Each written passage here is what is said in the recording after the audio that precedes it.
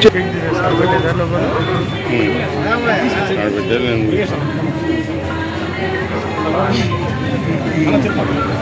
జగన్ జై జగన్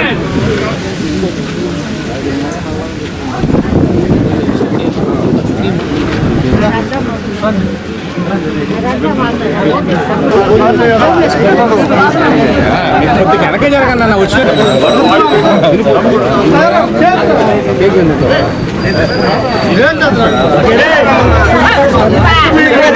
చిన్నగా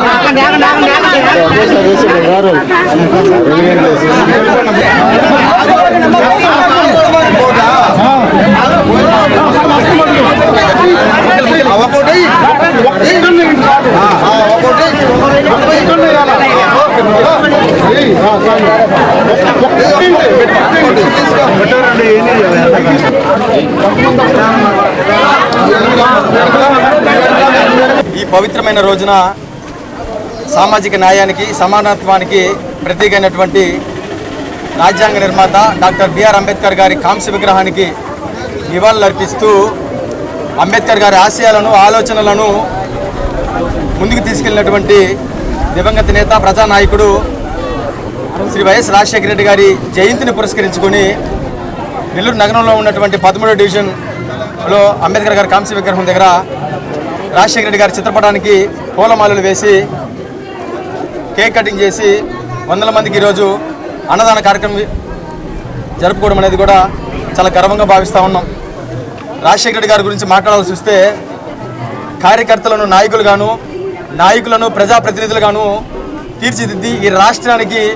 ఎంతోమంది రాజకీయ నాయకులను పరిచయం చేసినటువంటి గొప్ప నాయకుడు వైఎస్ రాజశేఖర రెడ్డి గారు. అంతేకాకుండా రాజశేఖర రెడ్డి గారి పాలనలో పేద మధ్యతరగతి కుటుంబాలు కావచ్చు, వృద్ధులు కావచ్చు, మహిళలు కావచ్చు, రైతులు, విద్యార్థులు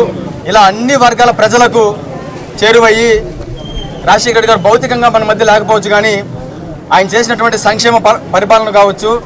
ఆయన ఎంచుకున్నటువంటి సేవా మార్గం అనే దాని ద్వారా ప్రతి ఒక్కరి హృదయాల్లో చెరగని ముద్ర వేసుకున్నారని చెప్పి కూడా గర్వంగా తెలియజేస్తా ఉన్నాం. అలాంటి పెద్ద జన్మదినాన్ని ఈరోజు ఎలమర్దిలో వైఎస్ఆర్ కాంగ్రెస్ పార్టీ నాయకులు సుబ్రహ్మణ్య గారు, హనుమంతయ్య గారు, మణి గారు, మురళి గారు, అలాగే యువ నాయకులు చైతన్య మరియు ఇతర గ్రామ పెద్దలందరి సమక్షంలో ఈరోజు ఇంత పెద్ద కార్యక్రమం జరుపుకోవడం, ఆ కార్యక్రమానికి నేను రావడం, నా చేతుల మీద ఈ యొక్క కార్యక్రమం జరగడం అనేది కూడా నేను ఒక అదృష్టంగా భావిస్తూ ఉన్నా. అంతేకాకుండా రాజశేఖర రెడ్డి గారి వారసుడు జగన్మోహన్ రెడ్డి గారు రాజశేఖర రెడ్డి గారి కంటే ఒక అడుగు ముందుకు వేసి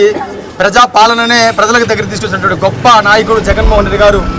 రాబోయే రోజుల్లో ఆయన ఏదైతే